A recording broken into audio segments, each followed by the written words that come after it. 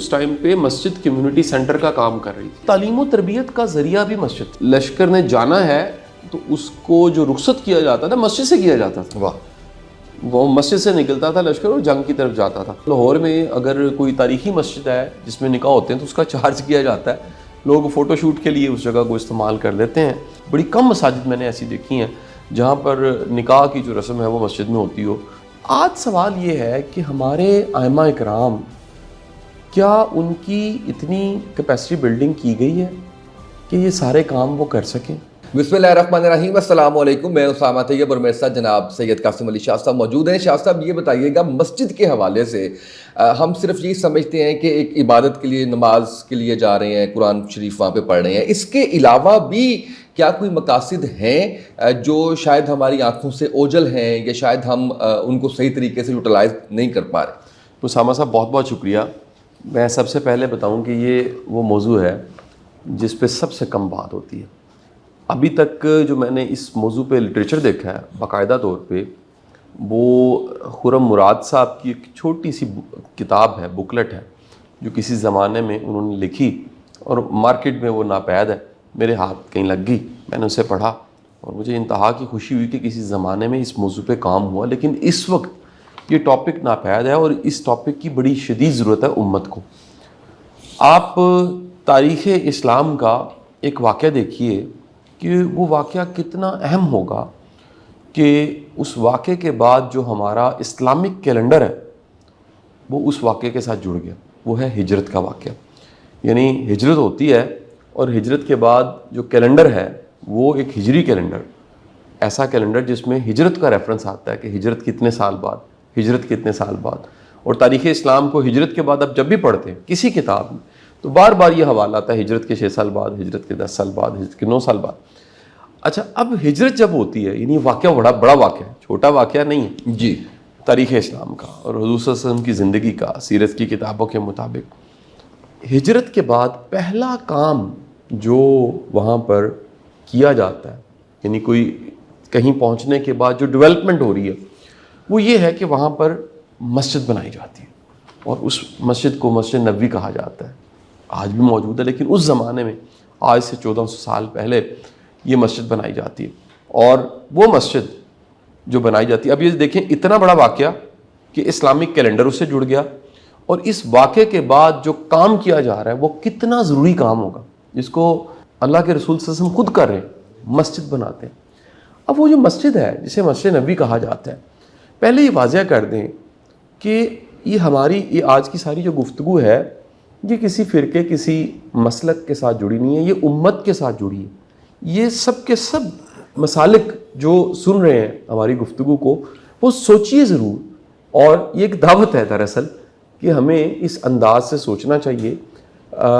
ہمارے کچھ دوست بڑے محبت کرنے والے، دل کے بڑے قریب، کچھ احباب قصور میں کام کر رہے ہیں. جو میں چیز آپ کو بتا رہا ہوں جی، یہ ایک ریوائز کرنے کی، ایک ریوائول کی کوشش کر رہے ہیں. یہ جو آج کی گفتگو ہے یہ اس حوالے سے ہی بڑی اہم ہے کہ ان کے کام کو میں نے دیکھا، میں ہمیشہ سراہتا ہوں، محبت کی نگاہ سے دیکھتا ہوں. اب وہ 1400 سال پہلے واپس جاتا ہوں اپنے موضوع کی طرف. جی، مسجد جو تھی وہ ایک وقت میں کتنے کاموں کے لیے موجود تھی وہ ذرا سنیے گا. مسجد صرف 2 رکعت نماز کی امامت کا سورس نہیں تھی کہ وہاں پر ایک امام ہے جس نے 5 نمازیں پڑھانی ہیں. یعنی مسجد کو صرف عبادت گاہ تک محدود کرنا مقصد نہیں تھا. آج یہ ہو چکا ہے. جی، آج مسجد، بلکہ اب تو چیلنج بھی رہے پاکستان میں دہشت گردی کے، مساجد تو کھلتی صرف نماز کے ٹائم، بند کر دی جاتی. مسجد جو تھی اس ٹائم پہ وہ سب سے بڑا سورس تھا ایک ایسی جگہ جہاں پر بستی کے سارے مسائل کو حل کیا جائے. جس طرح ایک ادارے کا لیڈر ہوتا ہے، جی، پوری بستی، پورے ٹاؤن کا اگر کوئی امام ہے، کوئی لیڈر ہے، کوئی مرکز ہے جہاں پر سب اکٹھے ہو کے اپنے مسائل کی بات کر سکتے ہیں تو مسجد تھی. یعنی آپ یہ کہہ سکتے ہیں کہ اس ٹائم پہ مسجد کمیونٹی سینٹر کا کام کر رہی تھی. نمبر 2، اس ٹائم پہ تعلیم و تربیت کا ذریعہ بھی مسجد تھے. یعنی مدرسہ، اسکول وہ مسجد کی ذمہ داری میں شامل تھا، مسجد میں ہی تعلیم مل جاتی تھی. ایک بڑا جو اس وقت کا سورس تھا وہ یہ تھا کہ سیاسی مرکز بھی اب تو سیاسی جلسوں کے لیے آپ کو ہال چاہیے, کنونشن سینٹر چاہیے, جگہ چاہیے. اس وقت مسجد سیاسی مرکز تھی. پھر مجلس شورا, سارے ہیڈز ہیں, مختلف شعبوں کے ایکسپرٹس ہیں, انہوں نے اکٹھا ہونا ہے, بات چیت کرنی ہے, مشاورت کرنی ہے, مسجد میں ہوتی تھی. پھر بیت المال, سب سے اہم چیز, کسی غریب کی مدد ہونی ہے. آپ کو تاریخ اسلام میں بے شمار واقعات ملیں گے جب اللہ کے رسول صلی اللہ علیہ وآلہ وسلم آپ نے بیت المال آپ تقسیم کر رہے ہیں, اکٹھا ہوئے, مسجد میں ہو. یہ تاریخ اسلام کے سارے واقعے نکال کے دیکھنے چاہیے. مسجد بیت المال سمجھنے ایک ڈپارٹمنٹ پورا وہاں پر تھا. کسی غریب کی مدد کرنی ہے, کسی ضرورت مند کی ضرورت کو پورا کرنا ہے, کسی حاجت مند کی کفالت کرنی ہے. اس کے بعد جو بڑا کام تھا وہ یہ تھا کہ مسجد اس ٹائم پہ جو جنگوں کے لیے مشاورت وہ بھی مسجد میں ہوتی تھی. یعنی لشکر نے جانا ہے تو اس کو جو رخصت کیا جاتا تھا مسجد سے کیا جاتا تھا. واہ. وہ مسجد سے نکلتا تھا لشکر اور جنگ کی طرف جاتا تھا. سب سے خوبصورت جو چیز تھی وہ یہ تھی کہ اس ٹائم کی مسجد ایک فکر کو ترتیب دینے یا فکر کی امام ہوتی تھی. فکری امام کہہ لیجیے کہ جیسے انسان کو روٹی چاہیے, پانی چاہیے, آکسیجن سب کچھ چاہیے, لیکن اس کی سوچ کو بھی سمت چاہیے, اس کو ڈائریکشن چاہیے. تو مسجد اس وقت فکری رہنمائی کا سب سے بڑا ذریعہ تھا. اب ایک حصہ یہ ہے, لیکن آپ دیکھیں کہ مسجد جو کہ ہجرت کے بعد سب سے پہلا کام مسجد بنائی گئی, وہاں پر موجود شخص امام اس ٹائم پہ سرکار دو عالم صلی اللہ علیہ وسلم موجود تھے اور آپ کی لیڈرشپ میں سارے کام ہو رہے تھے. آج سوال یہ ہے کہ ہمارے ائمہ اکرام, کیا ان کی اتنی کیپیسٹی بلڈنگ کی گئی ہے کہ یہ سارے کام وہ کر سکیں؟ کیا وہ فکری امام ہیں؟ کیا ہمارے جمعے کے خطبے لوگ شوق سے سننے جاتے ہیں؟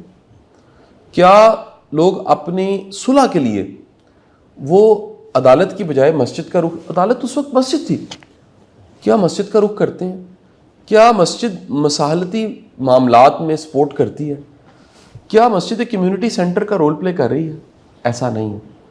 تو یہ آج کے وقت میں شدید ضرورت ہے اسے ریوائز کرنے کی, اسے دوبارہ سے رینیو کرنے کی.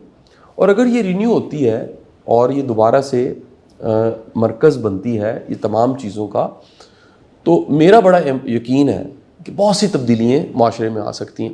اس کے ساتھ ساتھ علماء اکرام جو کہ انبیاء کے وارث ہیں, حدیث کے الفاظ ہیں کہ علماء جو ہیں وہ انبیاء کے وارث ہیں, حدیث ہے, ان کی کیپیسٹی بلڈنگ بڑی ضروری ہے. تو میں دل سے اپریشیٹ کرتا ہوں قصور کی ساری ہماری ٹیم جو ہے, جو وہاں پر دوست احباب کام کر رہے ہیں, وہ بڑا خیر کا کام کر رہے ہیں.